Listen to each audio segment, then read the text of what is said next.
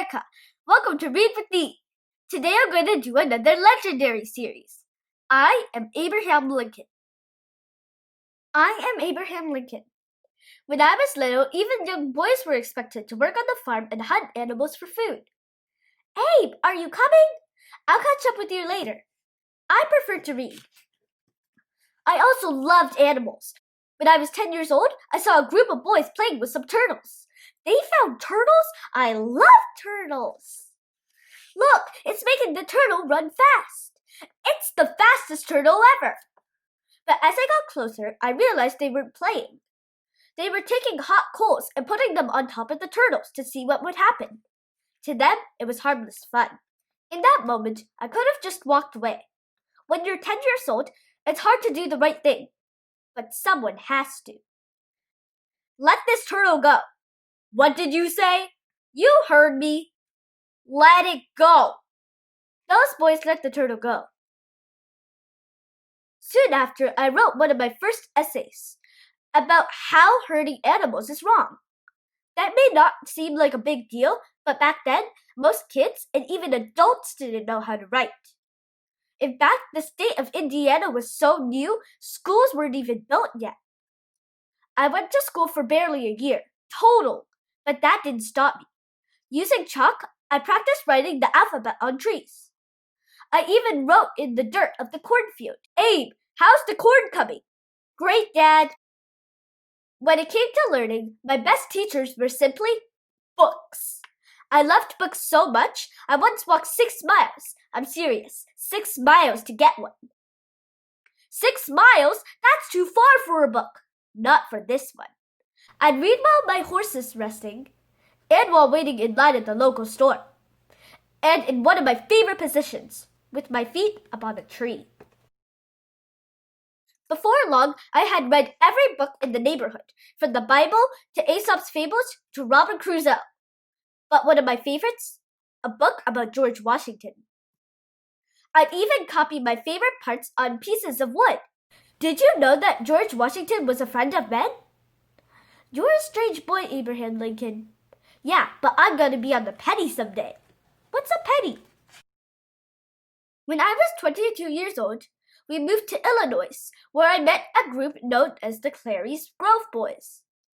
Everyone in town knew they were bullies. I didn't like bullies. But I was the new guy. When they challenged me, I didn't have much of a choice. You think you're better than us? I never said that.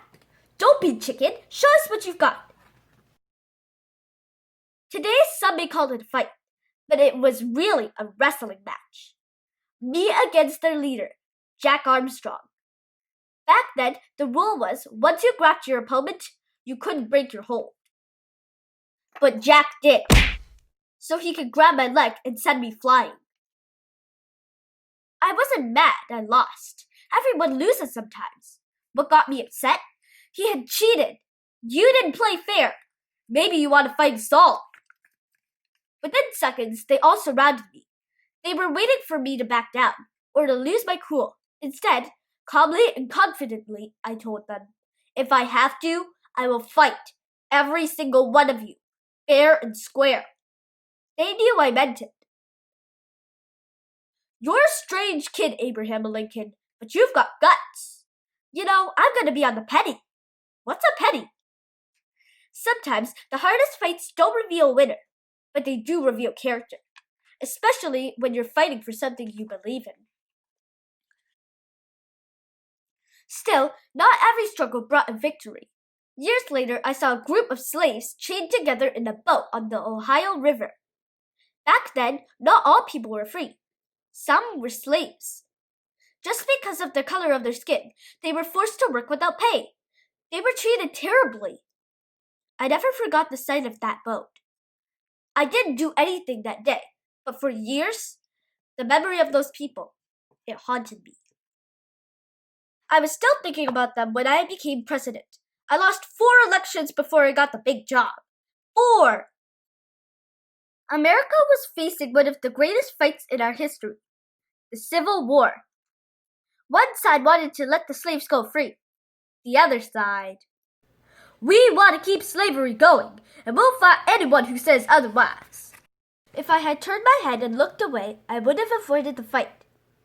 But if I had learned anything in life, it was this. When someone needed help, I wasn't so good at looking away. I'm sorry, I cannot allow that. What did you just say? You heard me. These people will be free. The Civil War lasted longer than anyone thought. The fighting took a terrible toll. People on our side were ready to give up. To re-energize them, we held a big event in Gettysburg, Pennsylvania. The main speaker gave a speech that lasted nearly 2 hours. I gave a speech that lasted 2 minutes and used 271 words. The most important 5 words I used: all men are created equal. Soon after, I helped pass a law that ended slavery in America and freed all those people. Then we ended the Civil War. As a result, we didn't just bring together these United States of America. We proved that this government of the people, by the people, and for the people would be dedicated to freedom and justice. You know, in his speech, he told the crowd that no one would remember what he said in Gettysburg. What a bet! In life, strength can take many forms, but there's nothing quite as strong as standing up for someone who needs it. No matter where you're from or how little you have, one thing that can never be taken away from you is your voice. When you find something you believe in, use your voice. And when you see injustice, speak louder than you've ever spoken before. When you do, it'll never be forgotten. Look, he's on the penny! I am Abraham Lincoln. I will never stop fighting for what's right.